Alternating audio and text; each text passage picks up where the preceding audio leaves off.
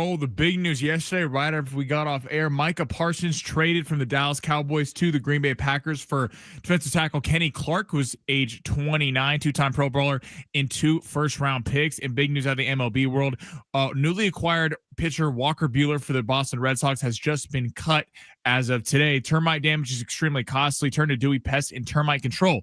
Family run for 96 years. Got mosquitoes, roaches, ants, and spiders. Get them out. Book your free inspection at deweypest.com. That's deweypest.com. Welcome to the Fletch Zone. I'm Ben Fletcher. That's Sammy Long. Well, don't keep us in suspense any longer. Show us what you got. Aztec Fast, Volume 2. Denigal is going to hand it off for Sutton, and Sutton is near the goal line and in for the touchdown. His second of the night. Message received. It's 41-0 Aztecs. The Scarlet and Black make a statement in Game 1. Up next is a trip to Pullman versus Washington State.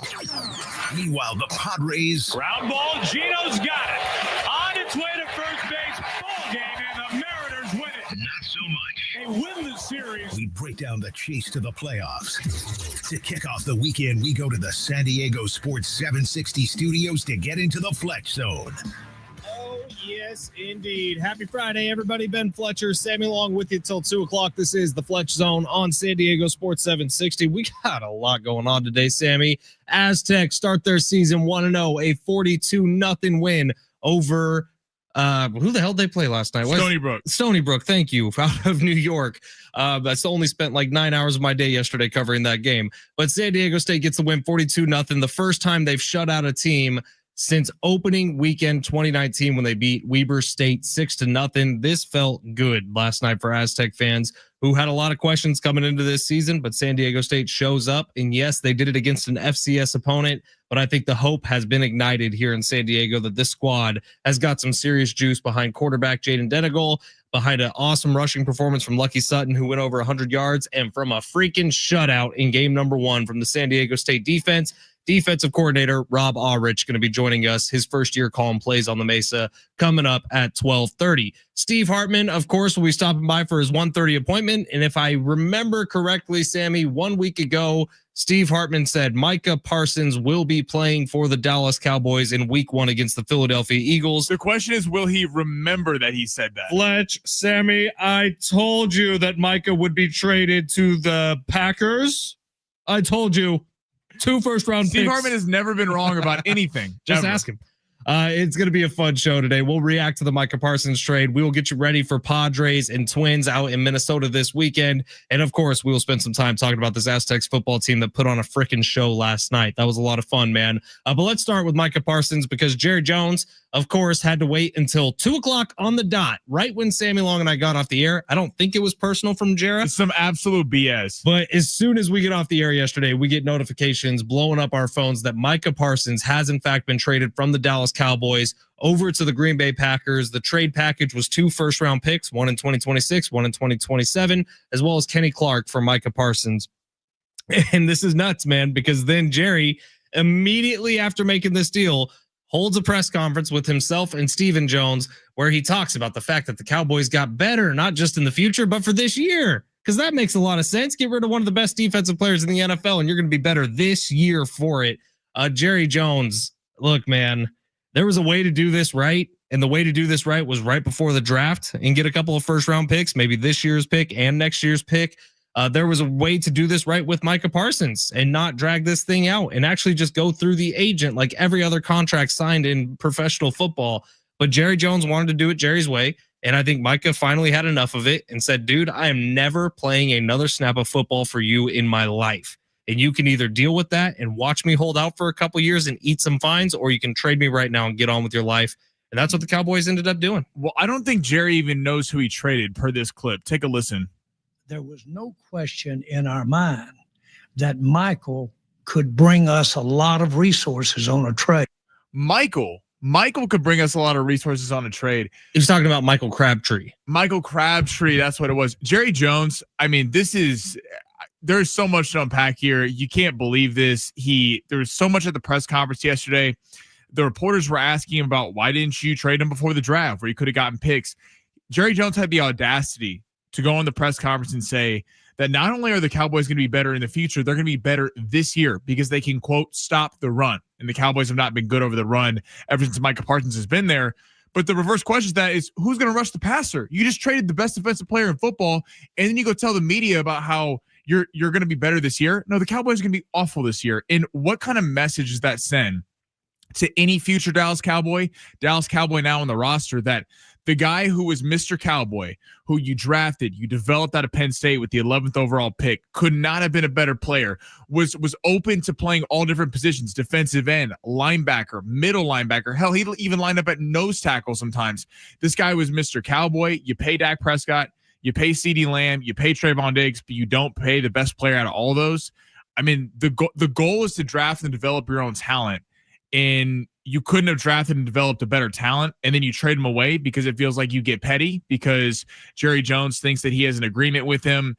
It's Jerry Jones' fault. He went to him without his agent. I mean, it's the Cowboys being the Cowboys, and to trade Luka Doncic and Micah Parsons in the same year is, I'm sorry for Dallas fans. Like that is an absolute brutal thing that has happened to your city and sports teams. 2 all-time fan favorites in the area of Dallas, by the way, Luka Doncic and Micah Parsons. Now, Micah, I thought, handled this really well. He has some quotes that he put out. From the moment I arrived in Dallas, you embraced me and my family as your own. You made me a kid from the East Coast feel right at home in Texas. Every time I pulled up to work, every time I stepped onto that field, I felt the weight and pride of representing you. You didn't just give me a jersey, you gave me a place to belong. That from Micah Parsons. He had a lot of quotes about the Dallas fan base yesterday. He also, as little as 3 months ago, was on his podcast saying, no, I'm the type of guy that wants to play for one team for my entire life. He actually said that with Jordan Love, the Green Bay Packers quarterback, as his podcast guest on that episode. And they went allegedly back to the Cowboys this week and tried to work out a deal. And the Cowboys basically told him to screw off and that they're going to trade him. It just feels like Jerry Jones' ego, which is countless times has gotten in the way of success for the Dallas Cowboys. And Scott Van Pelt, I think, pointed out a great thing on his show last night. Washington was terrible forever until they got a new owner.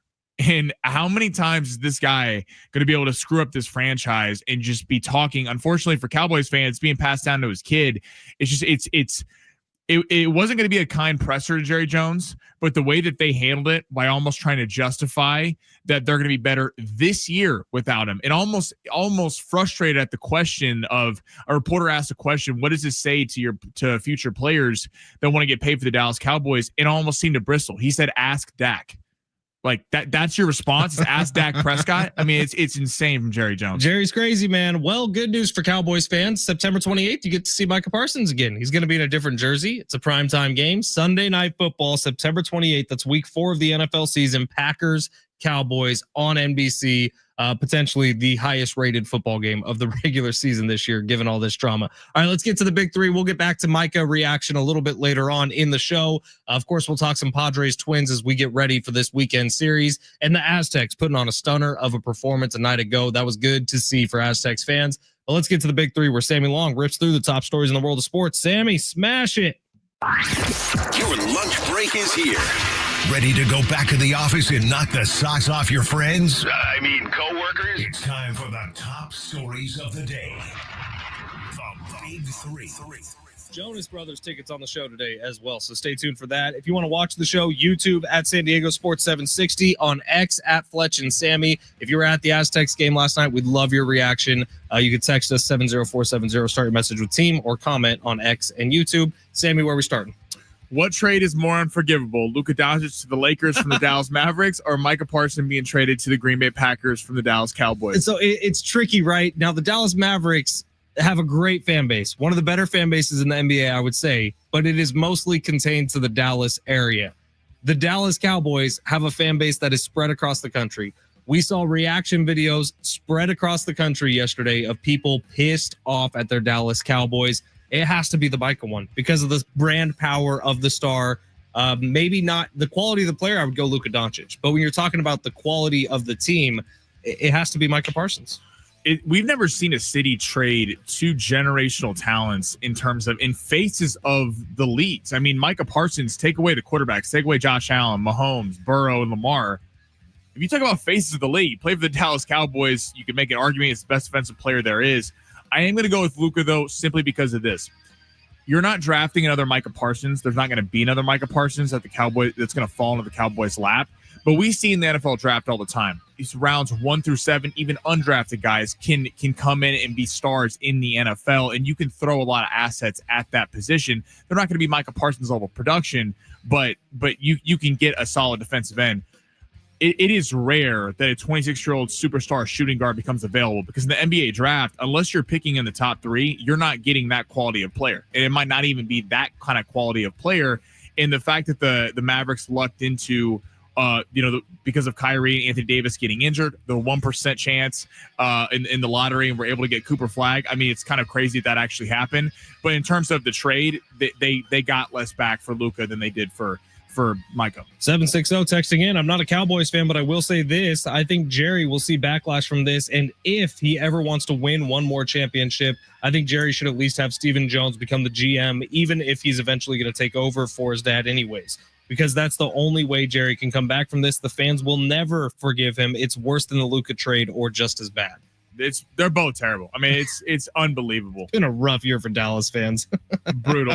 Let's go San Diego State Aztecs. Obviously, big performance last night, 42-0 over Stony Brook. What was your biggest takeaway from the game last night? Calmness is my biggest takeaway. Last year, from the jump, look, it was a brand new system, brand new coach, brand new everything at Snapdragon Stadium a year ago, and they had a tough time even just getting acclimated. You look at the first game, they were trailing 6-3 at halftime, and they put it together in the second half against an FCS opponent, but you never really felt all that at ease.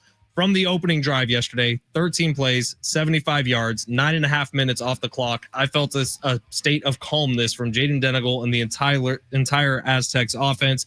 It was great to see a lot of mistake-free football being played. There was a time at the end of the second quarter there where it looked like things were starting to fall off the rails a little bit, but they recovered right in time for the second half. So calmness is my biggest takeaway from that one. And we can get into stats. We can talk about Lucky Sutton's big night on the ground. We can talk about Jaden's touchdown pass. We can talk about the shutout from the defense. But if you're going for biggest takeaway, what Aztec fans should feel the best about coming after last night, it is the sense of calmness and the cleanliness that they played with. Yeah, it was cool to see, man. It was like, obviously it's Stony Brooks, but the Vegas told you they were only 16-point favorites. They beat them by 42. So you got to give Aztec some props in that regard. Denegal, I mean, yes, there were a couple near interceptions there, but you saw the elevation in quarterback play, and that's going to be expected. It means his first game in a new system and he didn't start at Michigan, so he's really... That was his first college football start. Right, so he hasn't played much football at all in terms of on the college football level.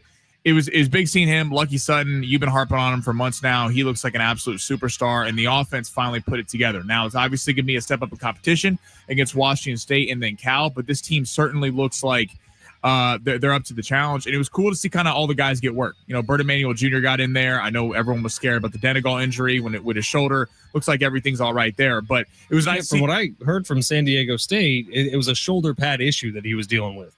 Oh, really? It was a shoulder. Yeah, I got that text last night during the wrap-up show that it was a shoulder pad issue that he was dealing with during the game, and that they're working on it and trying to have it all better for next week, but he's fine. Perfect. Well, it was great to see that there wasn't a big drop-off. Like in the second half, they kind of came out a little bit flat, and you're like, they're going to stay at 20 points, and then the floodgates kind of open. Nice to see the offense have a fully productive day, and looking forward to next week. Man, Bert is fast, isn't he? Yes, he is. That dude is shifty. He gets the ball. He runs like a running back. That's a good scout team quarterback too, because he can play a lot of ways that other college football quarterbacks play.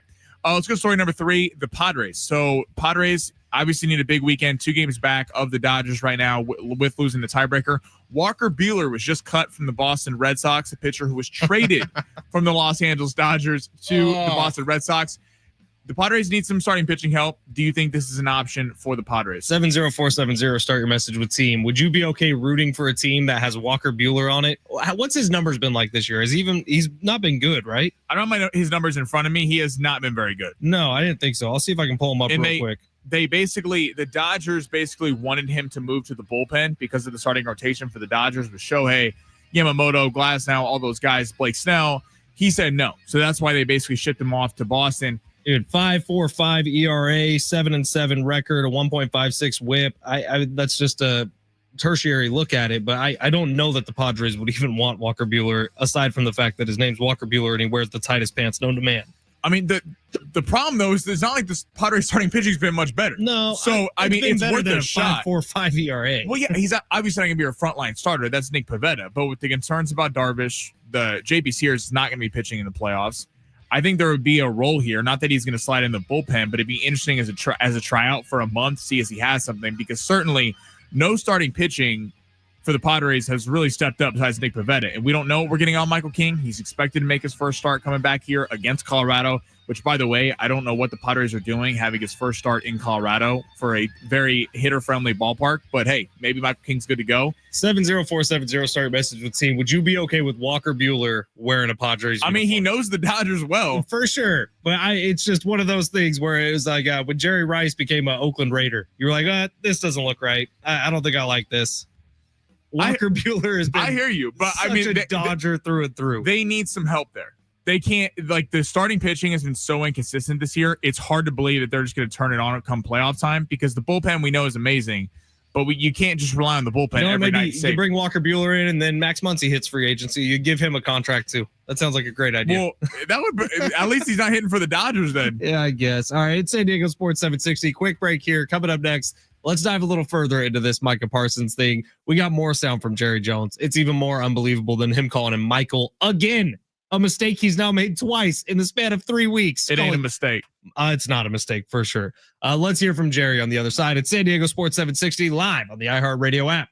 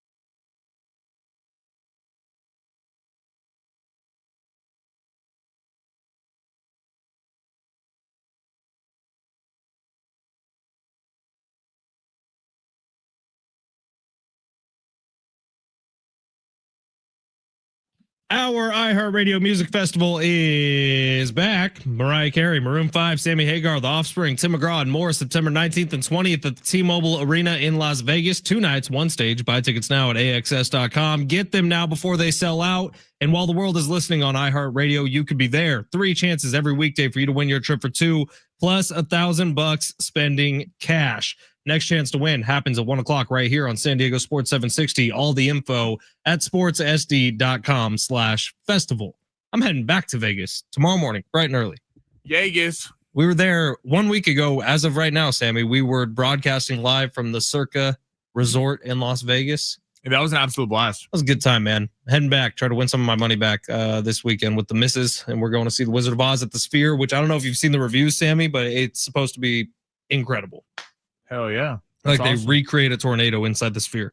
Oh, really? I'm a little scared, if I'm being honest. Those flying monkeys gave me nightmares when I was a kid. Feel like it might be happening sitting again. Up high would be a little weird. Oh man, I'm getting nervous about it. Really am. All right, Micah Parsons gets traded over to the Packers. Speaking of my wife, my father-in-law and Kendall's entire family, diehard Packers fans, did not hear the end of it yesterday. They're stoked, but I think the question does become, what does this actually do to football? There's been so much reaction of Jerry Jones being an idiot, Micah Parsons getting traded, getting a $188 million deal, retiring his mom. That was a very cool video, by the way. Well done, Micah. But you look at what this actually does to change the landscape in the NFC. First of all, the Cowboys traded Micah Parsons, a generational talent, to an NFC team. That in and of itself is a little weird, isn't it? Well, yeah, and like the Luka deal, it's odd how did they really shop both of these players? Because like the whole thing with the Luka deal was that the Rob Pelinka tricked them and said we have to build trust, we have to talk just us, because Rob Pelinka knew that if they opened this up to the market of every team, the Lakers would get outbid. It feels like you got 2 first-round picks, but they're likely going to be at the end because the Packers were a solid team anyway. You just have Micah Parsons, so it's not like you're getting a top 5 pick or something unless catastrophic injuries happen. And then Kenny Clark, who is apparently Jerry Jones' favorite player now because he stops the run. Solid player, but you feel like instead of getting Kenny Clark, you want more picks back. It just, I can't believe they traded him for this little compensation in the NFC. There's actually a quote from Jerry this morning saying, I love Kevin Clark. He's my favorite new player on the Dallas Cowboys.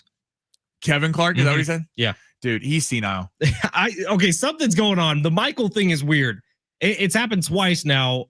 Is Jerry senile, or was this just purposeful jabs at Micah? Jerry's been senile. I know, but this feels like a step above. But like, if you think about it from the Cowboys' perspective, you just trade him to the team that, if we all remember, blasted them in the playoffs. That was Jordan Love was thought of as kind of a bust until that game. Remember, I believe it was Robert Tonyan or one of the tight ends had like 3 touchdowns on that game.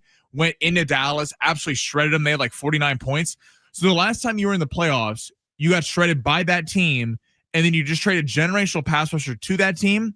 Like, where do you think they stack in the NFC, the Packers? The Packers are a solid team now, man. They were a solid team coming into this year. They needed a couple more pieces, and I know there's not a ton of huge names on that defense right now, but you just added one of the biggest names in the NFL. It's a scary team. I really like Jordan Love and his future.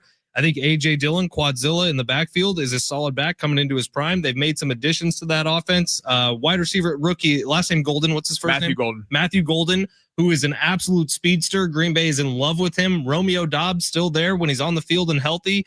He makes things happen. Like the Packers, all of a sudden, it's not a long list before you get to them. The Eagles are above them. I would say the Lions are probably still just above them.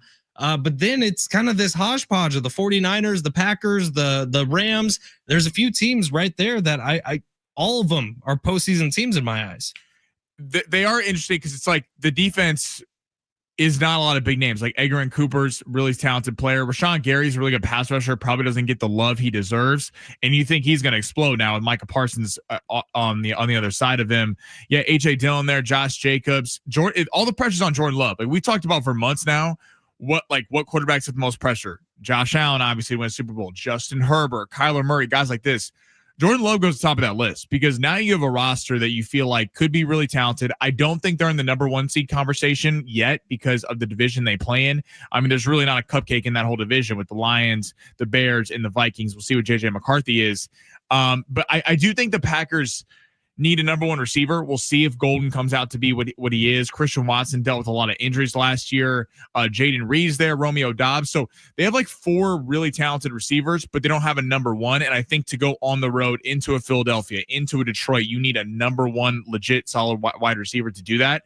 But they certainly are there. And that division is certainly one of the most talented divisions in all of football. I think I said AJ Dillon. I meant Josh Jacobs, who was a stud for them a year ago. Well, Dillon's good too. He's right behind him. Yeah. So you're looking at Green Bay all of a sudden as this is a team that could cause some serious problems in the NFC. I'm looking forward to it. All right, coming up next, Rob Aurich, whose team just put up a shutout last night, the first shutout for San Diego State football since 2019 when they played against Weber State.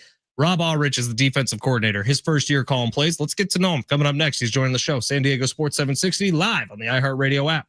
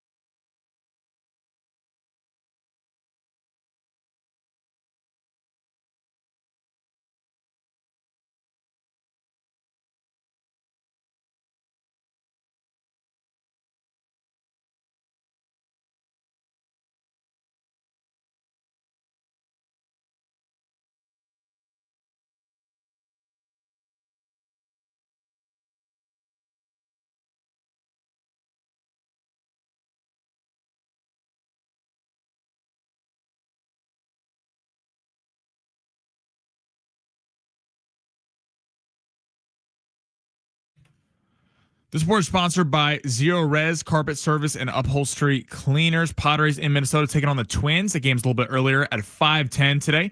Padres are currently minus 135 on the money line. Nestor Cortez will be going for the Padres, while Zebby Matthews will be going for the Twins. And the big game is almost here. Texas, Ohio State tomorrow. Texas is underdogs by 1.5. Ohio State was originally 2.5-point favorites. They have been bet down to 1.5. Get 3 rooms of carpet cleaned for just $169 and get 20% off additional services at Zebrez Carpet, Surface, and Upholstery Cleaners. That's sale ends Sunday. So visit ZeroSanDiego.com for details and book today. That's ZeroSanDiego.com.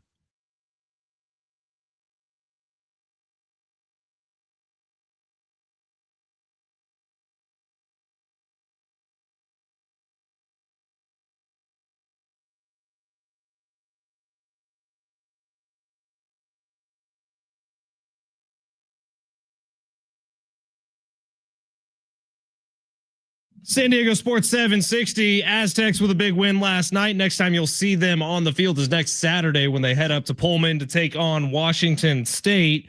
And right now we are honored to be joined by the guy who pitched a shutout last night, Rob Aurich, the defensive coordinator for the San Diego State Aztecs. Coach Rob, how are you, my friend? Hey, how's it going, y'all? I'm doing good. Doing good after the win. So I'm Ben Fletcher. That's Sammy Long. I think this is the first time we've gotten to have you on the show, and it's a pleasure to have you, man. Getting a shutout on performance number 1 for your guys this year. How'd that make you feel coming off the field? You know what? I was pleased. Obviously, it's hard to get shutouts. It doesn't happen all the time. If you get 1 or 2 a year, you've had a great year with that number. And I wasn't expecting that coming into the game, to be honest with you. There was an offense that scored 30 a game last year and had over 400 yards of total offense a game. I was concerned. But one thing that kind of showed up on game day was, it was probably the most locked in walkthrough group I had been a part of. And I was really pleased with the guys' ability to flip the switch and then kind of stay in that zone throughout the entire game. Coach, as the defensive coordinator, I've always wondered, when you're blowing a team out like that, do you pull the playbook back because you don't want to show too many plays, or is it kind of just full steam ahead? It kind of depends on a few factors. It's who the opponent is the next week. You know what I'm saying? If there's something you want to keep in the arsenal that you don't show, I think there's always a strategy you're thinking about. Hey, if I don't need to show the exotic or something new, then I'll kind of keep that buried. But oftentimes, you've practiced things all week. You have your 6, 7, 8 things you're really majoring in certain situations, and you kind of let it go. And I think every team deserves that respect that, hey, we're going to call our best game against them. But it's always, if you can keep something stored for the next opponent, it's nice. Coach Rob Aurich joining us today, defensive coordinator of the San Diego State Aztecs, who got a 42-0 win over Stony Brook last night. Coach, you look at the guys you have coming back on the defensive side, and just peek into my world, it was tough for me to get ready for the offense for San Diego State this year because there's new names all over the place, and that's kind of just the state of college football these days. But on defense, you got tried and true guys. Trey White had an excellent year a year ago. Tano Latuli, captain of the team, had an excellent year last year. Bryce Phillips, Deshaun McEwen, Eric Butler, Chris Johnson. We know a lot of the names on the defensive side. How much easier did that make this offseason getting ready for this year, having guys who have been in the system and kind of understand what the way to be an Aztec is? Well, it made it much easier. I think great teams are built through time together and experiences together and shared passion and shared challenges that you go through.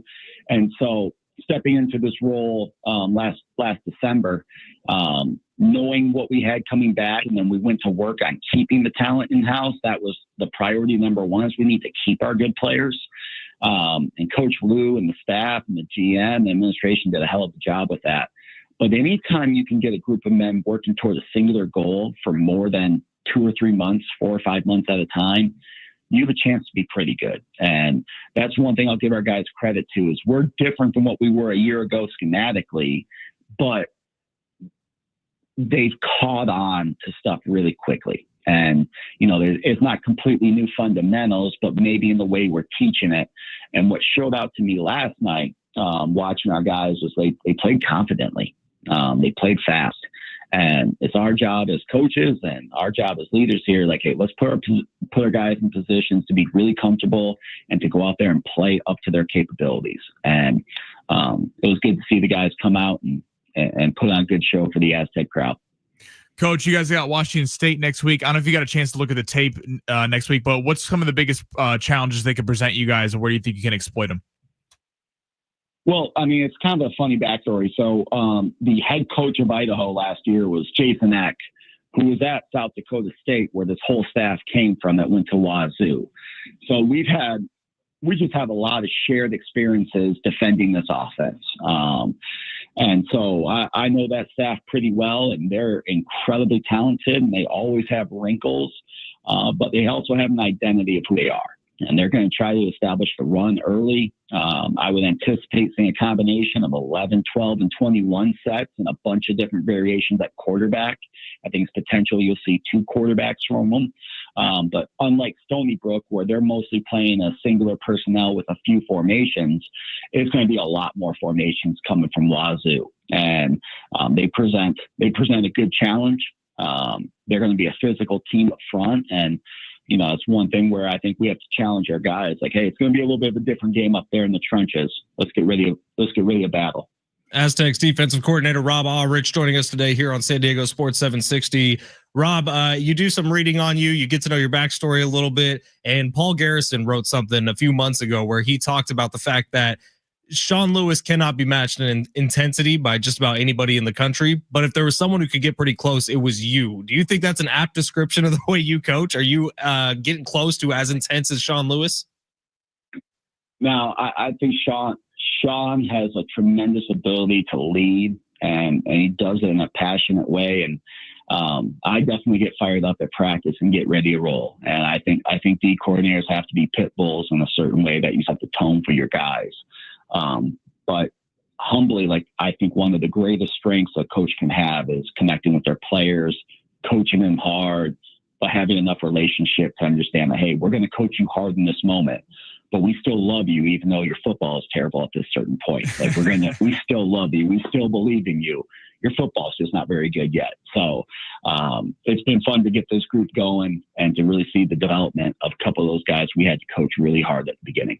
Coach Fletch mentioned how there's so many returning starters on this defense and stars on this defense. What's one player on your defense, though, that you think is not being talked about enough? Owen Chambliss. Owen Chambliss is a unique football player. He's the will linebacker for us. He's a 6'3", 225, 230-pound player that can guard receivers and tight ends. He did a ton for us on the football field last night that went unnoticed. He'll watch that tape and he'll nitpick about 4 or 5 reps that he wants back where he could have had really productive plays. But that's a kid that allows us to do a lot of different things defensively because of his versatility and his aptitude for football. And it frees up Tano too. Tano got a couple of shots at the quarterback last night, and I think that's because of the trust you guys are able to have in Owen right there behind him. Those two as running mates are going to be a problem for a lot of teams across football this year. Coach Rob Aurich joining us today, defensive coordinator for San Diego State. When you look at this group, and it's tough to compare year to year, obviously this year, first year calling plays, but just what was the tone of the offseason coming into this one and the level of preparedness for the guys as they got ready for this year? Because it looked like last night it was just easy. It was commonplace for the Aztecs going out there and running the schemes, and there was a sense of calmness throughout the whole team. Yeah, we talk about playing simple, fast, and violent. And that's up in our staff room defensively, that when we put together a game plan and we present something to our team, how simple can we make it so these guys can play fast and violent? And sometimes we'll leave out a adjustment that we think we may love, but is tough to execute in the sake of simplicity at times. And that's not because our guys can't handle it, but when kids are playing at their full potential and playing confidently, we've seen greater results in the system than trying to always be in the perfect call. A great mentor of mine once said the best call that gets in defensively is the one that gets in on time, and all 11 kids know how to play really well. Coach Rob Aurich, defensive coordinator for San Diego State. The Aztecs pitched a shutout last night. Congratulations, Coach. Looking forward to see what goes down next weekend. And I know you'll be watching Washington State's game tomorrow night. So good luck on that as Film Breakdown officially gets going here. Congratulations on last night, Coach. Thank you for joining us today. Thanks again, man. Appreciate it. We'll talk to you guys soon. Yeah, absolutely. Defense coordinator, San Diego State, 42-0 yesterday. The defense absolutely shined. We'll take a quick break here. We got long shots on the other side at San Diego Sports 760 live on the iHeartRadio app.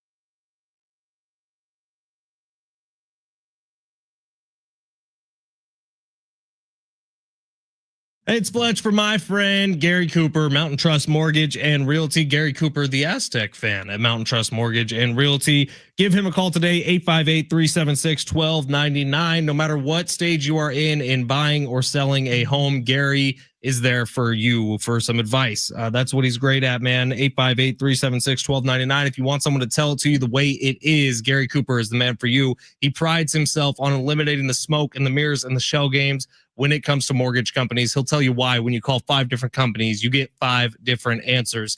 Gary Cooper has this little secret weapon in his back pocket. He calls it his degree in loanology, and it's a free degree. You just give him a call. He'll give it to you. But that's him talking you through all the different little gimmicks that companies will play with you to try to earn some more of your money. Gary Cooper wants you to keep as much of your money as possible, and that's why I trust him. That's why Gary Cooper earned my business. He tells it to you straight. He lets you know what's some of the fake news surrounding the home buying process out there in America right now. So give Gary Cooper a call, 858-376-1299. Get straight mortgage answers by calling Mountain Trust Mortgage and Realty. He will put you on the straight and narrow. Why would you trust someone from out of market? Why would you trust someone in one of those big conglomerate companies with the most important purchase of your life or the most important sale of your life? Gary Cooper is the man for you. Reach out to him like our buddy Marcos and PB. It's as easy as picking up that phone, 858-376-1299, or you can visit Gary online at mountaintrustmortgage.com. Just let him know that Fletch sent you.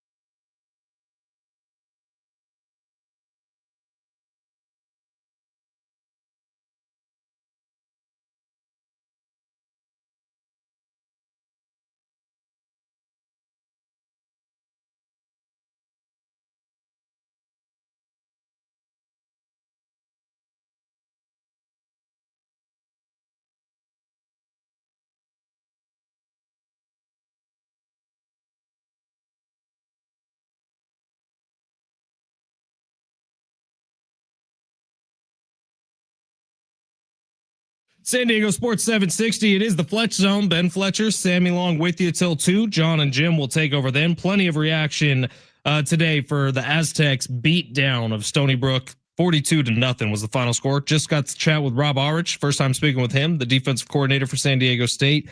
I did want to bring something up here before we get to long shots. And Sammy and I had a big conversation about long shots. We're going to push the NFL season long one until next Wednesday, the day before the season begins. Yes, my man Tyler has already got the listener pick in. What is that? Cortland Sutton over on his season long receiving yards. I like it, but here's the thing: what if someone gets hurt this weekend and we have him in our lineup? We're gonna feel pretty silly. So we're gonna wait till Wednesday. I did want to point something out to everybody. I like to give out PSAs every once in a while, public service announcements, much like my guy Jay-Z. Oh, stop! If you don't follow Travis Dale on Twitter or X, oh yeah, it's time to start following on him on X. He has like 0 followers, 0 friends. Nobody interacts with these tweets, but they are some of the funniest things you'll ever see. So how about a little preview of these from Real Travis Dale? At Real Travis Dale is his Twitter account, by the way. It's hard to beat a really nice chain link fence. 0 likes, 0 comments. Does Mike Wazowski wink or blink? 0 likes, 0 comments. Does he tweet this while you guys are on air in the morning, or is he just tweeting this throughout the day? I don't know. I didn't even know he had a Twitter account until about 2 hours ago when I started seeing these happen. I told Sammy, we got to figure out a way to get this on the show. I think Travis Dale's about to have the most popular Twitter account in human history. How about this? A tumbled rock is cooler than a geode. There, I said it. A tumbled rock is better than a geode. Eating life cereal makes me feel like I could hang with those gym rats. # healthy eating. That one actually has a retweet and 2 likes. So he's working his way up on that one. People like that one? Yeah. I miss the days we could buy a Spuds McKenzie poster at Kmart. I don't even know what those words mean. Yeah, what does Spud McKenzie mean? I don't know.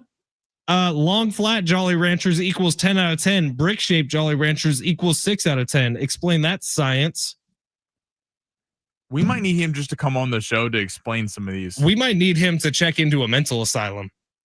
These are not the tweets of a healthy person. You know what I love about Travis Dale? Tell me. And you guys all know this because you listen to Big Rich, TD, and Fletch in the morning and everything. But he is the exact same person on air as he is off air. Like, it's everything you hear on the radio is not an act. It's just, that's who he is. And one of the most naturally funny people I've ever been around in my life. He's something, I'll tell you that. He actually has a heart of gold, which sometimes he comes across as a bit of a jerk on the air. And he really isn't. Like, he's that guy who he'll call me out of nowhere and just be like, hey, I'm in the part of town you're in. Do you need anyone to come over and drill holes in anything for you? And I don't know if he's a making, real man's man. I don't know if he's making like sexual references or if he's like actually offered to come hang a mirror or something. We'll ask him. Travis Dale is a weird dude. Ask Travis. Weird guy. Love him to death. But wait, weird he's literally sent you a text and said he's offered to drill holes in things? Yeah, he's like, hey, I'm in Mission Valley. You need me to come drill holes in anything? I have my drill with me. That should have been screenshotted and put up on the Big Rich and TD and Fletch account. It will be soon. All right, it's San Diego Sports 760. Every day around 12:45, we do a little something called long shots. Now, we got a text from our buddy Dave that said, got the W with long shots. Thanks, Sammy. Did we? I thought we lost. Did we backdoor cash? No, because Madsen Maddox or whatever his name is at Boise State played awful. In fact, all of Boise State played awful. They got their asses kicked. First off, Boise State, Maddox Madsen, his receivers dropped 4 passes and he needed 7 yards. Dave, shout out to you. I don't know if he maybe put in a different lineup, but if you flex played, you won your money back. Yeah, I guess so. Coco Gauff had a little bit of a tough first set and then ended up winning. So she sold by a couple games. We were very close on both of them. Dave just picked 2 of them. Oh, okay. Good for you, Dave. Well, shout out to Dave. Thanks for letting us all know you did that. You sniffed me out. Thanks for fading Sammy one time. All right, it's time for long shots. Sammy, smash the button. Let's see. Underdogs? Nah, that's old. Those with a less than good chance of winning? Too wordy. Wait, he's all big time now, huh? It's time for Sammy's Long Shots. Hold on. Can't talk until I say the important stuff. Long Shots is presented by Circa Million and Circa Survivor. Now, go. And how about our buddy Tyler? Has us up on a 77-inch TV. Dude, Tyler's the man, dude. I said, I responded to that, said 77 inches is the new record. Who's going to beat it? See if we can get our show on the Sphere. Thanks for being here, Tyler. I like the Sphere would be crazy. That'd be pretty cool. That's called free. We'd be huge in Las Vegas. I think so. Can we get ratings in Las Vegas? I think so. I'm with it. Tyler, you're the man. Thanks for being here, Tyler. Okay, so we actually have on Prize Picks a Flex Friday with a 40% payout boost. Ooh. So make sure you hop on there for Prize Picks. They're not only giving you your money back if we don't hit everyone right. Promo code Fletch, by the way. Yeah, promo code Fletch, and then you get a 40% payout boost. So Fletch, I have a 5-legger right now for all college football for this weekend. I want you to veto one, okay?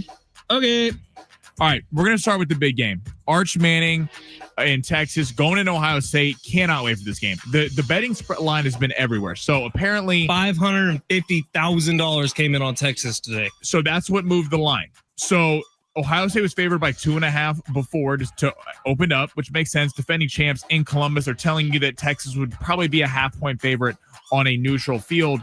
And then all the late money came in, $550,000. It is now to 1.5 favored for Ohio State. And I think that line has even come down where you can actually maybe get Texas as minus, depending on what book you're looking at. But for the game, Arch Manning, we're going to stay away from his passing yards because I think they're going to get to him early in this game.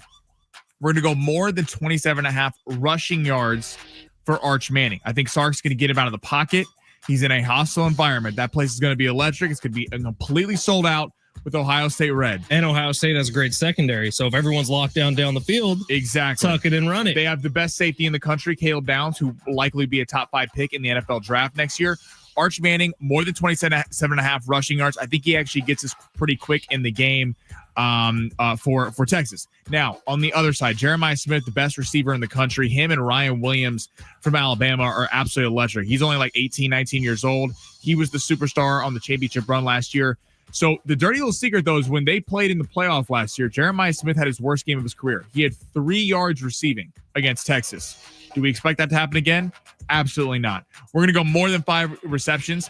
They really locked him up. They bottled him. They sent multiple corners at him. They've had a little bit of change in that secondary there at Texas. I think they get Jeremiah Smith the ball early. That's why we're going with receptions. We're going to go more than 5 receptions. We're going to stay away from receiving yards because Texas does have a good secondary, but I think they're going to get Julian Sand, the local Carlsbad high school kid, ball out of his hand fast, a couple bubble screens, Jeremiah Smith, more than 5 receptions for the Ohio State Buckeyes tomorrow. Now, Bryce Underwood. This is the $10.5 million man. This is the man who went to Michigan.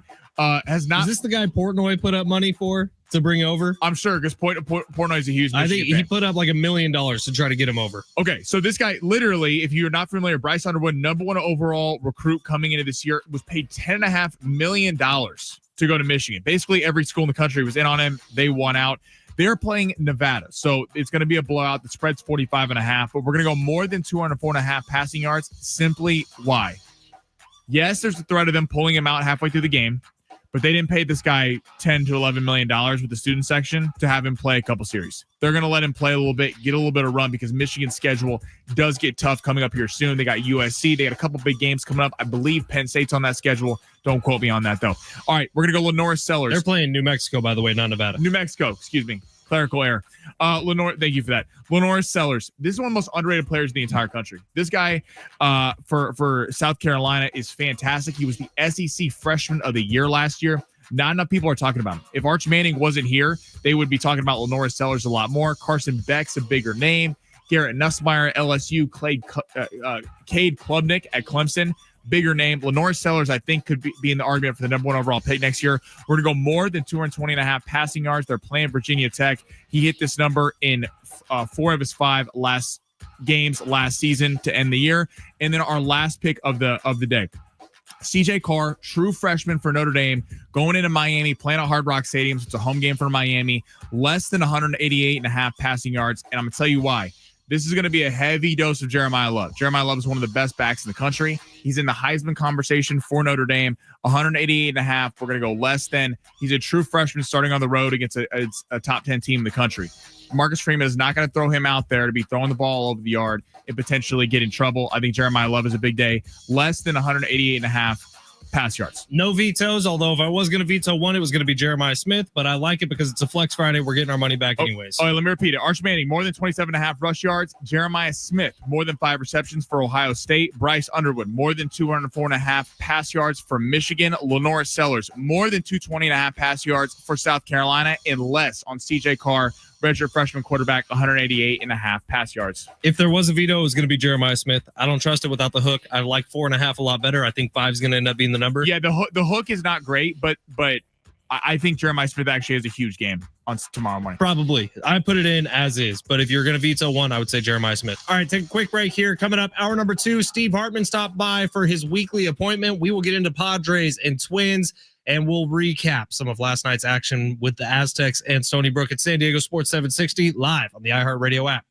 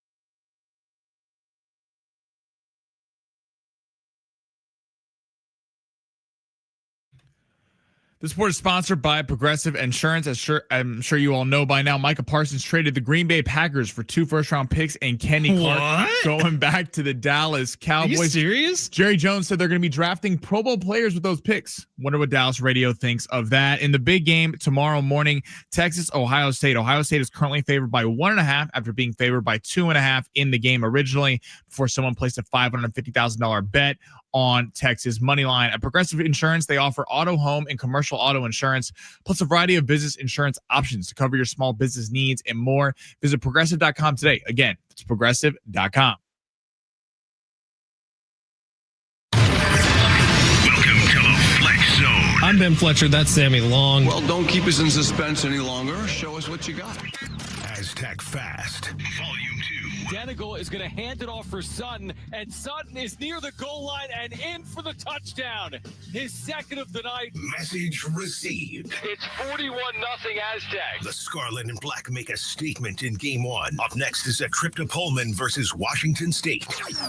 Meanwhile, the Padres... Ground ball, Gino's got it. On its way to first base, ball game, and the Mariners win it. Not so We break down the chase to the playoffs. To kick off the weekend, we go to the San Diego Sports 760 studios to get into the Fletch Zone. Hey, let's party here in hour number 2. Steve Hartman coming up in about 30 minutes. Jonas Brothers tickets in about 15 minutes. Don't go anywhere. You're going to want to be here for hour number 2. Ben Fletcher, Sammy Long with you till 2 o'clock. John and Jim will take over then. And by the way, Sammy with the ultimate breaking news update. Micah Parsons heading out to Green Bay. He'll be with the Packers next season if you missed it. But does this not feel a little bit obvious on the side of Jerry Jones? I don't think I'm the first person to say this today, but 2 first-round picks in return, doesn't it make sense that he would maybe use those first 2 first-round picks over the next year's draft to try to get Arch Manning as a Dallas Cowboy? Well, yes, I think that's 100% what they're going to do. The real question, though, is even though the Cowboys are going to be bad now, they're not Saints bad. Right. They're probably not number 1 overall pick bad, even though they're probably going to be picking in the top 10, top 5. Say they're number 11 or 12, and then you add next year's first round pick and a year after that from the Packers, who are probably going to have 18, 19, you would assume, in this next year's draft. Right. And then you would be trading Dak. So you trade Dak along with a couple first round picks. You move all the way up to the top of next year's draft, get Arch Manning. He's the new face of the Dallas Cowboys, face of the NFL. That seems like what's happening. Could you imagine? Yeah, ESPN would be salivating if Arch Manning went to Dallas. Let me tell you something. The slacks would need to be a bigger size for ESPN, Sammy. There wouldn't be too much room down there. It feels obvious that's what's happening here. Jerry's probably been planning this for a while now. He wants Arch Manning. He wants a piece of that Manning family with the Dallas Cowboys. I feel like that's where this is going. I think so too. I mean, Sorry for getting graphic about the slacks. It's fine. All our listeners are fine with that. They know where our minds are. Yeah, Arch Manning would be. It's crazy though. Like getting into a bigger picture about Arch Manning.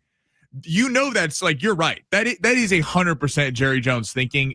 Jerry Jones said on The Gambler, the Netflix, the Cowboys are a soap opera. What would be a bigger soap opera than the hero, the savior coming to Dallas, the biggest brand in all of sports, Arch Manning at the number 1 overall spot, playing at Texas? I mean, could you imagine the storylines of Texas football with that? But I mean, it's just I don't. Is that the right move? Yeah, I would restart. I wouldn't have Dak as my quarterback, but we're going back to what we were talking about earlier.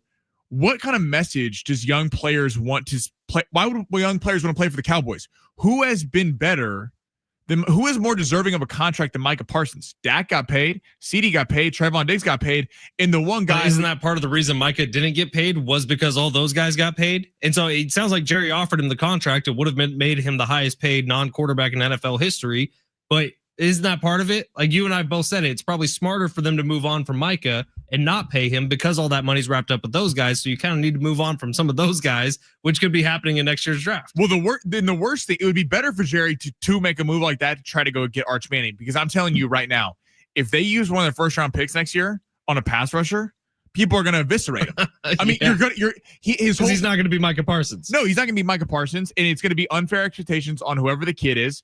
And Jerry Jones literally said at his presser, "Well, we're gonna stop the run now. We can't stop the run. So Kenny Clark's here. Kenny Clark's a good player. I'm not bashing Kenny Clark, but is that really your response to reporters when they're asking you why you traded the best defensive young player in the entire NFL? Is we need to stop the run? Who's going to rush the passer?"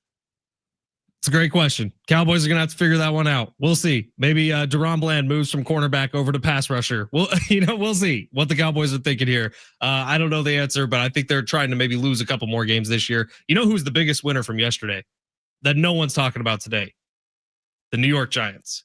Oh, 100%. Did you see Russell Wilson's tweet? No, what'd he say? He's played at Wisconsin. He's like, I'll help you move. I'll help you, all this stuff to get him out of the division. That's really funny. NFC North quarterbacks, I would say, are pretty big losers today because their jobs just got a whole lot harder outside of Jordan Love. But this is going to be a fun NFL season. This just adds a layer of drama. By the way, week 4, Sunday Night Football, Cowboys, Packers. Are they the favorite in that division? It's tough. I would make them dead even with the Lions as of right now, but we haven't seen either of these two teams play. Like the Lions have so many question marks around them. Their roster is the best roster in that division in the NFC North, but without Aaron Glenn and Ben Johnson, is it the same team? I would argue the answer is no to that. But if Dan Campbell was smart with his hiring this offseason, maybe they're still as competitive as they were a year ago. I would firmly put the Vikings in 4. I think just because you don't know what JJ McCarthy's bringing. 3. Really? I don't know why you love the Bears so much. I'm not trying to gas the Bears up. You love Caleb Williams. I really think that the Bears are going to have a successful season. I don't think they're going to the Super Bowl. I don't even know if they're winning the division, but I do think they will be a playoff team. I think the Vikings have to be for it. JJ McCarthy, people are forgetting, didn't play all last year, and he only played a year or two at Michigan, didn't have that great of a final outside of winning the national championship. You hate JJ McCarthy, you love Caleb Williams, and that's what you're basing all this on. I'm not basing it on anything. Still the roster. The Vikings had a really nice defense JJ McCarthy threw one touchdown pass in each of his last 7 games in his collegiate career. And the Vikings won 14 games last year with Sam Darnold as their quarterback. Right. Do you think he's better than Sam Darnold? I don't think he's better than Sam Darnold, Exactly. but it's not like you're going from Patrick Mahomes to JJ McCarthy. No, you're going from Sam Darnold to JJ Do you think the Bears got better? The Bears absolutely got better, but the Vikings didn't get that much worse. All right, let's get to the big 3 of our number 2. The Vikings are finishing 4th. I promise you that's happening. I'd like a side burrito bet on that, actually, because I don't think the Vikings finish 4th place in that division. We'll take a bet whether the Vikings or Bears finish. I will put a lot of money on that. I don't know, but let's make it a burrito or a steak dinner, something like that. We can do that, absolutely. All right, it's San Diego Sports 760. We do the big 3 every single hour where Sammy takes us through the top trending stories in the world of sports. Sammy, smash it. Your lunch break is here. Ready to go back in the office and knock the socks off your friends? Coworkers? It's time for the top stories of the day. The Big 3. It's been a big day for us, Sammy. On YouTube, we're now streaming on a 77-inch TV at our buddy Tyler's house. Thank you, Tyler, for watching us on the big screen.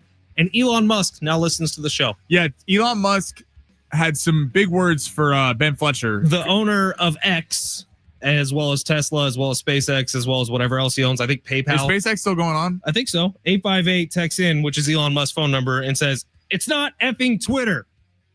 I have a hard time calling it X. Yeah, X is so stupid. Like, you could be like, oh, I'm talking about X, and someone thinks talking about your ex. Like, it doesn't. Twitter is a great name. Yeah, what are you so? I'm Xing right now? I'm Xing right now. Sorry, 858 Elon. I'll work on it. Where do we start in hour 2? Don't start with Arch Manning. Ooh. What would be a hypothetical question? We're just talking about the Cowboys and him going there. What would be a better storyline for the NFL? Him going to the Dallas Cowboys or him going to New Orleans, where his grandpa, who he is named after, played in, would be the kind of savior in New Orleans as well. I think the NFL is better when the Saints are a good football team. Look, the NFC South is a bit of a disaster. It has been since Tom Brady left the division and Drew Brees left the division. But you look at the NFC South, and the tent pole for so long was the New Orleans Saints. And I almost don't even count those Brady years when he was with the Bucs. That felt like just an extension of New England at that point. What I would like to see him go to New Orleans, but I'll tell you what is the best case scenario for the NFL is if the Dallas Cowboys are lined up with that number 1 overall pick, and Archie Manning, Grandpa Archie, says, "I don't want him to go play for Jerry Jones." Now that would be television. That would be the most entertaining thing the NFL could do right now is if Archie, who vetoed the Phillip Rivers the Eli to San Diego pick, stepped in and said, "My grandson is not going to go play for Jera." And I think we're seeing obviously there's a whole season ahead for Arch. Who knows if he is the number 1 overall pick? These are all projections, but let's just say he is. We've already seen some kind of rumblings where Archie said he's not coming out next year. And then Arch said, as of a week or two ago, whoa, I haven't made a decision on that. Basically kind of being like, hey, Grandpa, shut up. You don't talk for my career. I'm tired of this, Grandpa. Well, that's too damn bad. It would be both a great storyline. I agree with you. The NFL is good when New Orleans has a relevant football team. Now Dallas, the headlines write itself. I mean that's just off the charts. But the Saints. It is weird seeing the Saints is not a good team, especially in that division. Like you mentioned, I mean, outside of the Brady Bucks, and the Bucks now is a solid to good team. Yeah. There's not really a dominant team in that division. And for years we've been talking about the NFC South. I mean, it's like the division. Chop it off. Relegate them. They get in. They're in the UFL for a couple years, then they can make their way back. 100%. Heading to college football. What game are we most excited for this weekend? How could it not be Texas, Ohio State because of all the hype around it? It's an excellent schedule of games we have coming up on Saturday tomorrow. But it is Texas, Ohio State. But if we could take that one off the board, just kind of lop that one off, we do have some really, really fun ones. So let's get into it. Top 25 game we have. Well, Alabama is playing against Florida State, which is great because Florida State sucked last year. Number 7, Oregon, who was number 1 a year ago, is playing a nobody. What's the big night matchup is LSU at Clemson, number 9 LSU at number 4 Clemson. Sunday night, you have number 6 Notre Dame playing number 10 Miami. Notre Dame Miami is the one I was looking for. I love the storylines in that one. Miami feels like it's finally making their way back to being one of those college football powerhouses. The one really entertaining thing on the Jerry Jones Netflix documentary is when Miami was the college football superpower. When Jimmy Johnson was the head coach, Michael Irvin was there. They were the bad boys of college football. It feels like maybe we're starting to turn a corner where Miami can get back to being one of those powers in college football again. And I think I'm kind of rooting for that. So I'm excited to see what happens with Notre Dame and Miami. And it's a standalone game late at night. Bring it on. Yeah, that game is going to be really exciting. Also, the other storyline to that is Carson Beck. Carson Beck was the quarterback at Georgia, was a 5-star recruit, and hasn't quite lived up to those expectations. He's been a very solid player, but some weird quotes from him talking about how he doesn't really watch football and like outside of his own games, like kind of an odd thing. Seemed like a little bit of a divorce there going from Georgia to Miami. See how that offense works. And then Jeremiah Love. I mean, Notre Dame was in the championship last year, and to be honest, they gave Ohio State a pretty good game when that Ohio State team on paper was way more talented than them. So that'll be exciting. I cannot wait for LSU Clemson. That game, even though it's a SEC ACC matchup, the storyline's going in there. Dabo Swinney finally reaches in the transfer portal, something he was avidly against, would not do, which is why Clemson kind of had a few down years there. They have super high expectations with Klubnik at quarterback. Then on the other side, Brian Kelly and Lincoln Riley. Lincoln Riley goes to SC. Brian Kelly goes to LSU at the same time. Neither have lived up to expectations. And Lincoln Riley actually beat Brian Kelly in week 1 last year. Brian Kelly has lost every single opener he has done. What's the leash on Brian Kelly? They didn't bring him here from Notre Dame to not be making the championship games, not be in the college football playoff. And look at Notre Dame. You have Marcus Freeman, who just got a big contract because he was in the national championship game. You have Garrett Nussmeier, who's second in Heisman odds, with Klubnik, who's tied with him in second in Heisman odds. That game writes itself. And Dabo's out here talking about how he thinks the team's going to go 16-0. Are you going to lose in your first game? Is Brian Kelly going to roll in there and win? Brian Kelly. What's crazy about that Clemson game, college football week 1, it's been sold out. Tickets for resale, the cheapest seat in the house right now at Clemson. You have any guesses? I'm going to go 400. 331, but still crazy. That's a huge stadium too. It's a huge stadium, 100,000 people, I believe. So that's a crazy number for week 1 college football. 331, cheapest tickets in at Clemson for that matchup. Look, tomorrow's going to be fun. My advice, sit back, enjoy it, eat a bunch of nachos.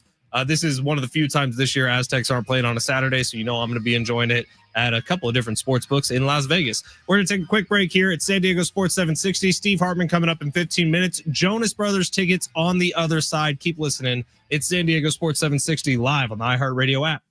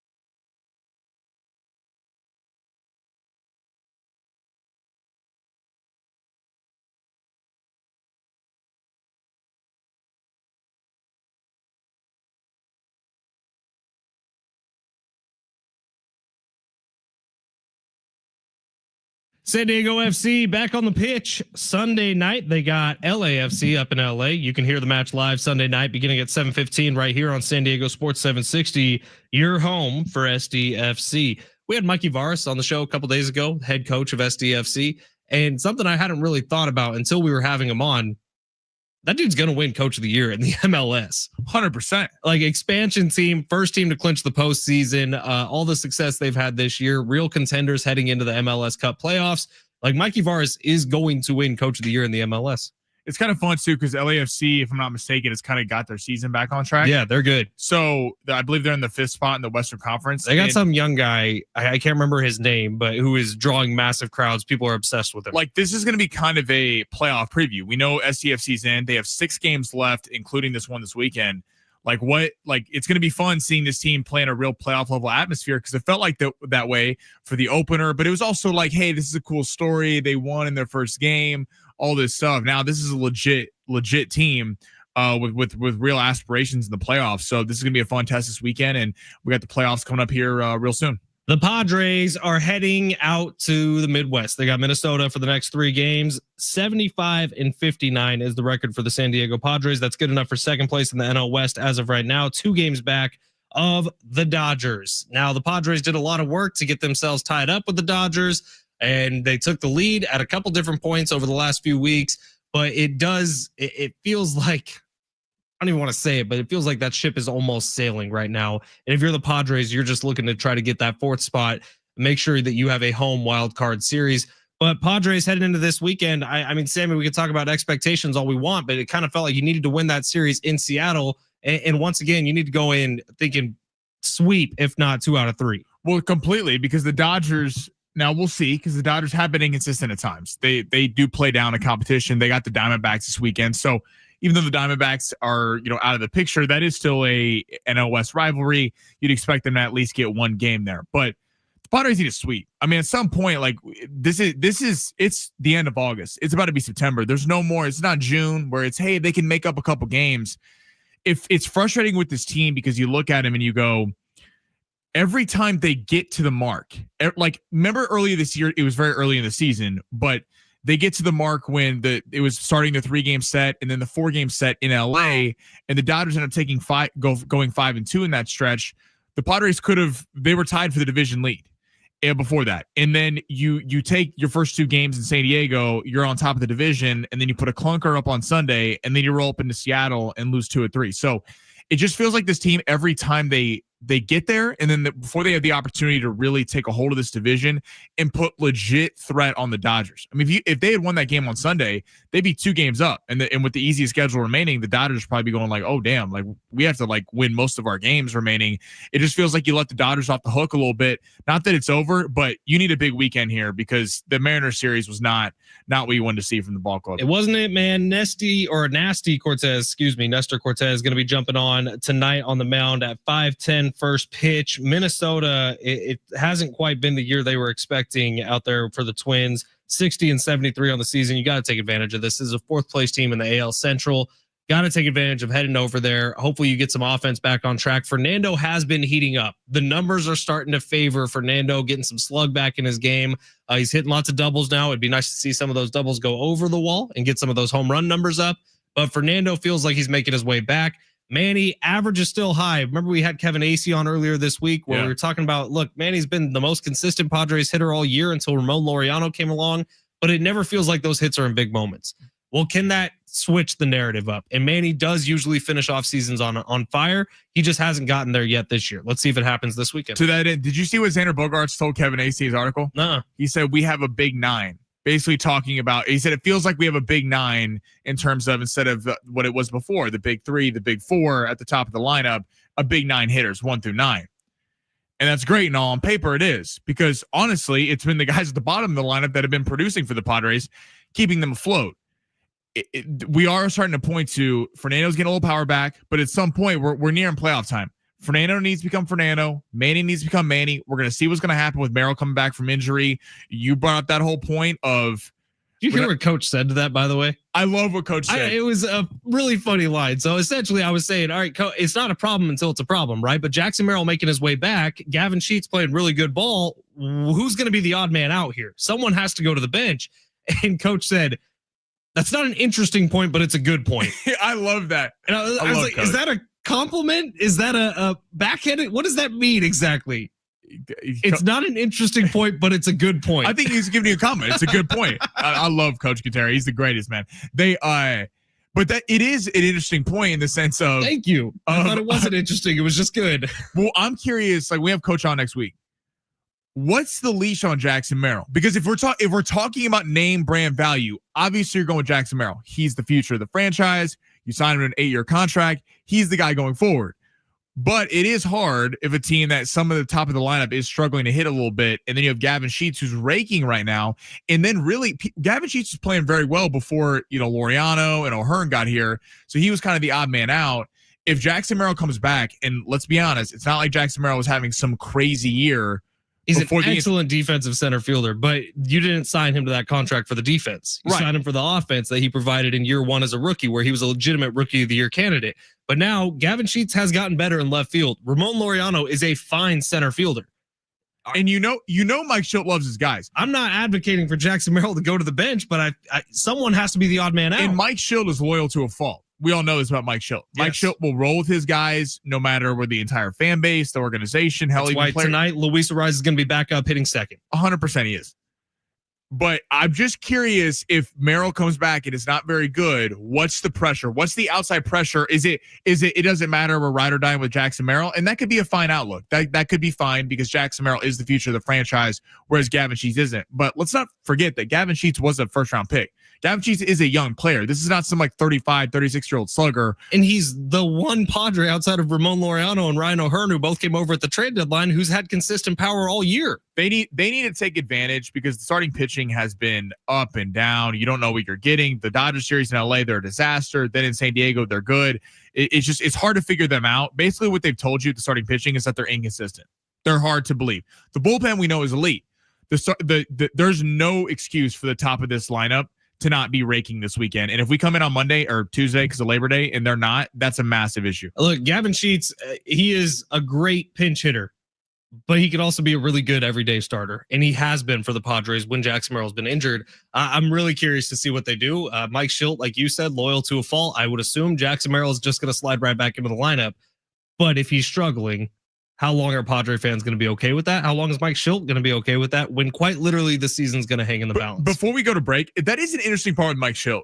Like, I get loves his guys. It's his guys. And there's something honorable about that. But there is something like Mike Schilt. You don't just have like extended run here. Like no. You got to think personally. This is maybe a different comparison. Take USC football for a second. Lincoln Riley brought Alex Grinch over as defensive coordinator, and everyone for years at Oklahoma and Ohio State said Alex Grinch cannot be a defensive coordinator, but he was his personal friend until the USC boosters said, you can't have this guy as defensive coordinator or you're gone. Like Lincoln Riley's job was about to be on the line if he had Alex Grinch continue to be his defensive coordinator. Mike Schilt with some of his decisions, it's interesting how he really kind of operates like he's a long-term coach that's not going anywhere and has no pressure on him. Steve Hartman gets his feelings hurt if we're late to him, so we're going to take a break right now. Steve's on the other side. Jonas Brothers tickets right now, 877-767-4760. See the Jonas Brothers coming up next week, September 4th at the North Island Credit Union Amphitheater. Caller number 7, you're going to the show, 877-767-4760. Steve Hartman coming up next live on the iHeartRadio app.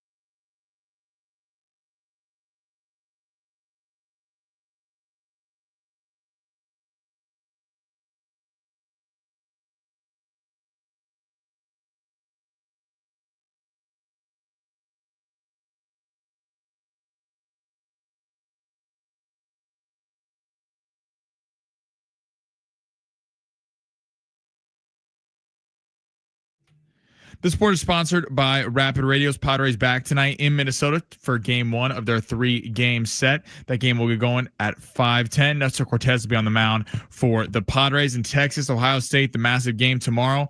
Texas has been bet up a little bit. Ohio State open as 2.5-point favorites, and they've been bet down to 1.5. Rapid Radio is their instant push-to-talk walkie-talkies offering national LTE coverage and no subscription ever. Business owners can keep in touch with up to 200 staff members at one time. Go to rapidradios.com now for up to 60% off and free shipping.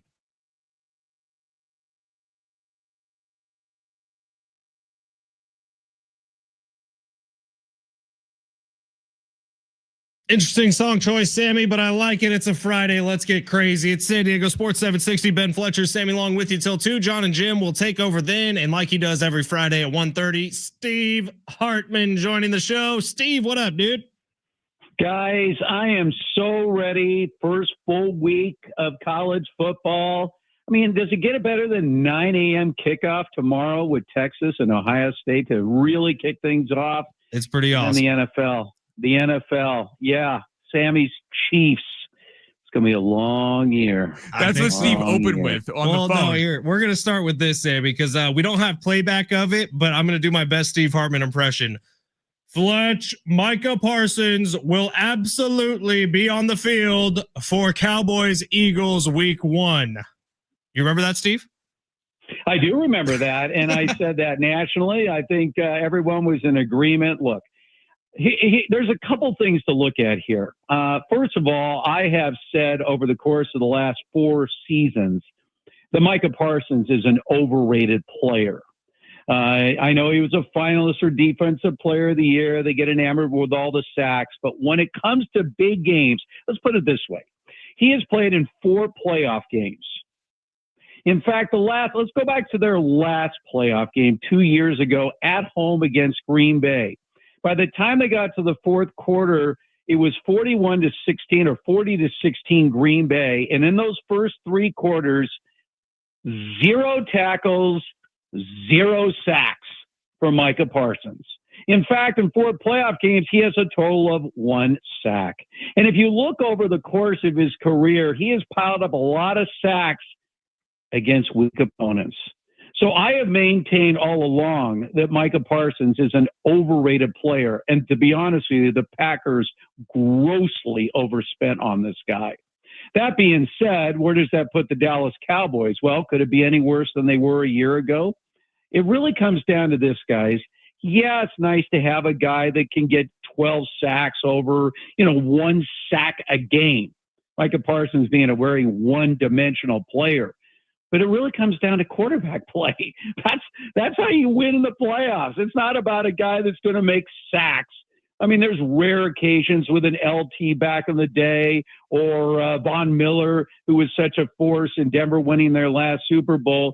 But more often than not, it comes down to quarterback play. And the Cowboys are hoping that Dak Prescott is going to have a bounce-back season. So everyone is just overplaying this. Wow, the Packers just won themselves a Super Bowl. Really? How many Super Bowls has Micah Parsons been in? How many playoff games has he won? That would be 1. So again, did I expect this to happen? No. But is this going to be a big ground changer as far as where the Cowboys are going to finish this year, where the Packers are going to finish this year? I don't think so. So if I'm hearing this right, you think that it was a good move by Jerry Jones to trade him?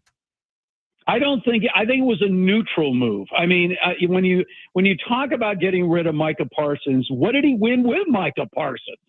If he was that dominant, what do we have to show for it? And like I said, if you go back to his last playoff game, he was a complete no-show in that game. So I've been surrounded by Penn State guys all over the place. Yeah, yeah. That John guy, that guy in the afternoons, I'll bet he goes freaking nutso about how great Micah Parsons is. Look at the bottom line is that he's not that dominant. He's just not. If he was, the Cowboys would have playoff wins to show for it, and they don't. So, as far as 2 number ones, I don't know. I was like, wow, they just traded away 2 low first-round picks. Do we know that for sure? I mean, do we know the Packers are going to have, a 12-13 win season? Maybe they will. But my guess, if they do, it's going to be more about Jordan Love than it is about Micah Parsons. Steve, don't discount the Packers. They are excellent at losing to the 49ers in the postseason. They do it almost every year. Let's switch over to college football. Like you said, we got a stacked day tomorrow. LSU, Clemson, Notre Dame, Miami, and of course, Ohio State, Texas. So you look at that Ohio State-Texas game, which is the headliner of the day. Arch Manning, we really, a lot like you talk about Micah, we haven't really seen Arch Manning play, but he is being heralded as the best college quarterback. Do you think that's worthy? Is Arch Manning the real stuff? Well, it's a great question. I mean, it really is. It's just amazing to me as the number one rated high school quarterback coming out that he would sit for 2 years behind a guy that will have no NFL career. So he sat for 2 years behind a guy that will have no NFL career. So how good is he? I don't know. I mean, we're going to see. Now, the last time we had a Manning, it's really interesting here. Everyone remembers, because it's been played over and over again, about Peyton Manning in 1997 coming back his senior year. He was anointed the Heisman favorite. And, Charles Woodson sort of stole it, as Tennessee fans would say at the end. But let's not forget his grandfather, Archie Manning, going into his senior year, was the huge favorite to win the Heisman Trophy. And that season went sideways, and he ended up getting hurt at the end of the year, and he finished third in the Heisman voting. So there might be a Manning curse when it comes to the Heisman Trophy. Now, that being said, I believe that Texas is the better team over Ohio State, who obviously is going to start a quarterback that has never played in a game. Or at least started a game for Ohio State. So until we actually see this guy play, we're going to have the jury out. It's going to be an amazing game. If Arch Manning loses this game, if he goes out and throws a couple of picks with the whole country watching, could derail his Heisman race before he even gets started. But if he goes out and throws 4 touchdown passes and Texas blows away Ohio State, you might as well hand him the award. Speaking of Heisman races, Garrett Nussmeier at LSU, quarterback, and Cade Klubnik, for quarterback for Clemson, the second and third favorites for the Heisman. Where are you leaning for in that game tomorrow night, LSU Clemson? Well, I said this. I think Brian Kelly's in big trouble at LSU. I mean, it has not panned out the way everyone thought it would. Remember, his 3 predecessors at LSU all won they all won 1 national championship. He seems to be going in reverse at LSU. I told you guys last week. I mean, I think Clemson, Dabo Swinney, he's been playing for this year. He's got Klubnik. He's got a veteran quarterback. They got a lot of returning starters from last year. They bolstered the troops for the first time, really getting into that transfer portal and adding some depth to this Clemson team. I don't see anybody in the ACC that's going to challenge them. So I think Clemson wins this game, and I think Clemson at the end of the year has a great chance to end up winning a national championship. Let's talk some Deion Sanders. Steve Hartman joining us today, like he does every Friday at 1:30. Deion had some pretty big quotes earlier this week where he talked about the fact that college football should be incentivizing players by way of additional NIL money for making the college football playoff. Now, interesting, this comes from Deion Sanders, as he's never been to a college football playoff. But what do you think about that? I mean, should all bowl games be incentivized? Well, let's go back to Christian McCaffrey. You remember McCaffrey was like the first real star player who wasn't hurt that decided to sit out the bowl game. Yeah. And everyone was sort of like, sit out the bowl game? What are you doing? Now everybody sits out these bowl games. But when they expanded the playoff, I thought at the time, let's say you're a quarterback, right? And you're projected to be a top pick. Let's just say Arch Manning, not that he needs the money, but let's just say you're Arch Manning.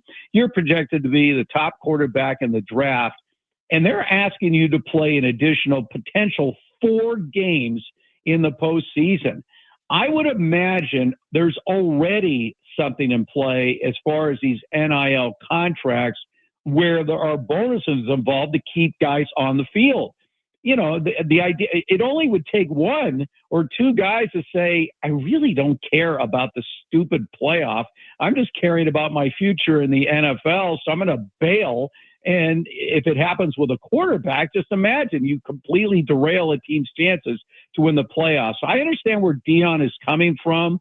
I already think there is some kind of form of incentive for these guys to stay on the field during these playoffs. But yeah, I mean, it's just like bonus money. I mean, for playoff games in any sport, you get more money if you get in the playoffs, whatever the sport is.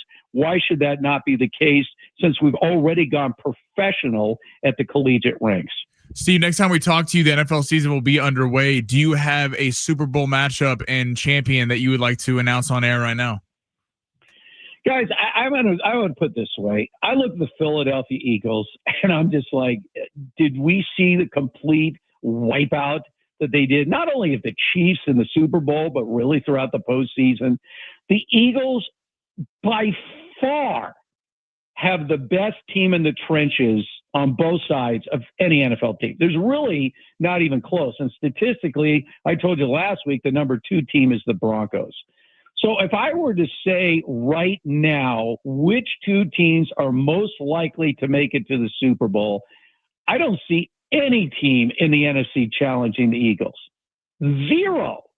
As far as the AFC is concerned, with the downfall of the Chiefs this year, as they're going to get passed by the Broncos in the AFC West, I don't think the Broncos are ready to do it. It's going to come down to the Ravens and the Bills, and whichever team has the home field advantage. And I think it's going to be the Bills because the AFC East sucks. Sammy is big victories this year.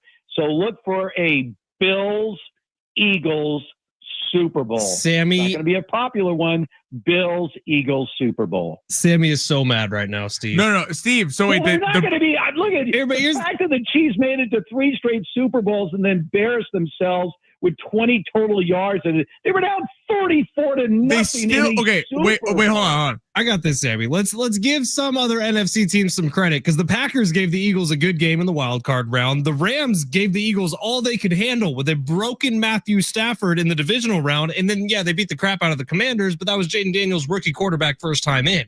So I don't know that the gap between the Eagles and everybody else is quite as severe as you think, Steve. Well, first of all, I agree with you. I think the Rams are the number 2 team if, and this is a huge if, Matthew Stafford can stay on the field.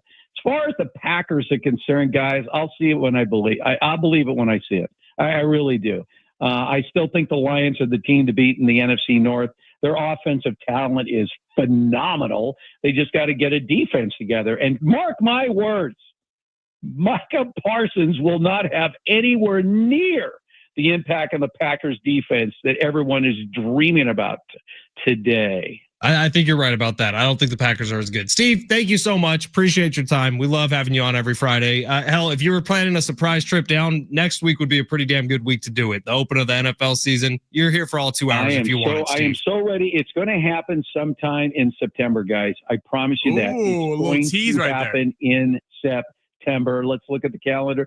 September. It's going to happen sometime. As I said, I'm just going to walk in. People are going to look at me like, how did you get in here? And I'm like, still have the key. There you go. A lot of new faces around here, Steve. I don't know if you recognize a lot of people here at iHeart San Diego anymore. I appreciate you, Steve. The only two I need to recognize is you two guys. That's all we need. Ted Garcia had his last day today over on Kogo. How about that? Did he really? Yeah. Wow. He's retiring, hanging up the Anchorman news coat or whatever it is Kogo people wear. But yeah, have you noticed there's been a lot of retirements over there over the last few years? Lots of retirements. Steve, love you, pal. We'll talk to you next week. All right. Love you guys. Steve Hartman, the best, one of the GOATs of radio all over the place. We'll be right back. Finish up the show. Coming up next, it's San Diego Sports 760 live on the iHeartRadio app.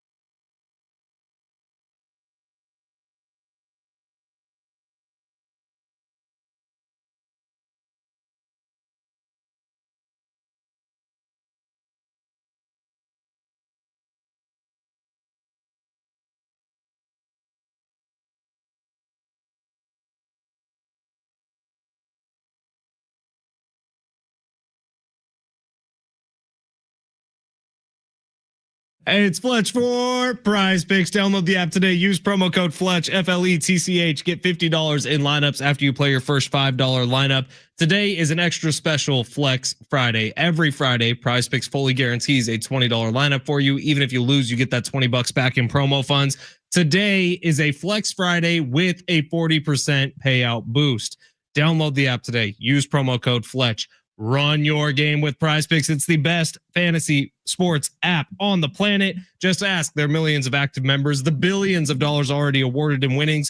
Football is here. Tomorrow's our first full slate of college football games. Every game matters, and you don't want to miss a moment this season with Prize Picks. Your favorite players are ready for the season, and you can cash in on their stats. It's simple. Pick your favorite players, go more than or less than on their stat projections, and boom, you got action. Here's the lineup Sammy and I are going with.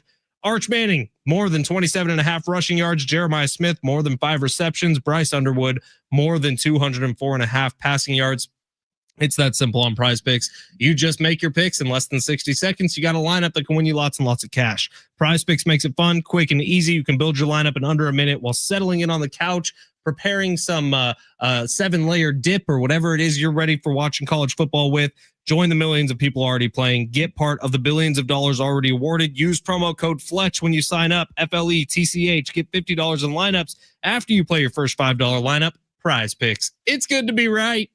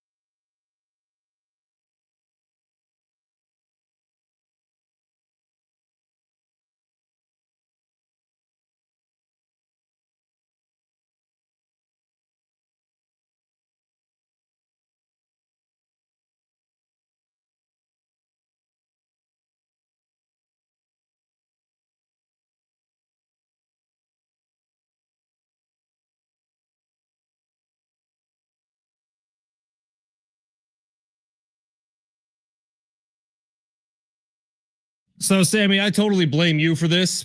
By the way, it's the Fletch Zone. Ben Fletcher, Sammy Long. We're almost out of here for the week, but I want to get this off my chest. I blame you 100% for this. What did I do? I'm into tennis now. Tennis is fire, dude. And so the U.S. Open is happening out in New York, in Queens, and it's been labeled the U.S. Bropen because a bunch of frat boys and finance bros are just going and partying their faces off, which is cool. However, have you noticed that like tennis and big tournaments like this are the ultimate Darwinism of sports? Mm-hmm. Even the way the tournament is set up, like out in Queens, they have this one massive stadium that has Arthur Ashe. Yeah, that's huge. And it's like a bunch of fans all over the place. Then they have a little smaller stadium that's next to it that like the B level players. Then you have the grandstand. And then you have a bunch of just courts with like little high school bleachers around them. It is the ultimate. Hey, if you're cool, you get to step up and play with the big boys. If you're lame, we're just going to put you on the back courts. Tennis is a blast, man. Carlos dealt with a little bit of a knee injury, but still got through today. So we'll see what's going on there. Now, why was this dude crying on my TV? I don't know. I don't know why Ben Shelton was crying. I don't know if he got an injury or something, but he's one of the big Americans. Yeah, we need him to come through really quickly. Texas, Ohio State picks. Fletch, go. Ohio State. Arch Manning is a fraud. Okay, I'm gonna roll with Texas. Arch Manning, 2 picks. I think 2 picks. Yeah. How many touchdowns? 2. Okay, I think Texas gets it done 24-21. I like 28-14, Ohio State. 14 points for Arch. Let's go, Buckeyes, whatever your chant is. All right, we're out of here. John and Jim coming up next. Plenty of reaction from last night's Aztecs game. Preview of the Padres weekend. John Schaefer, Jim Russell. Never met 2 better guys in your life, except for Brent Sperry, who's the best of the 3. We out.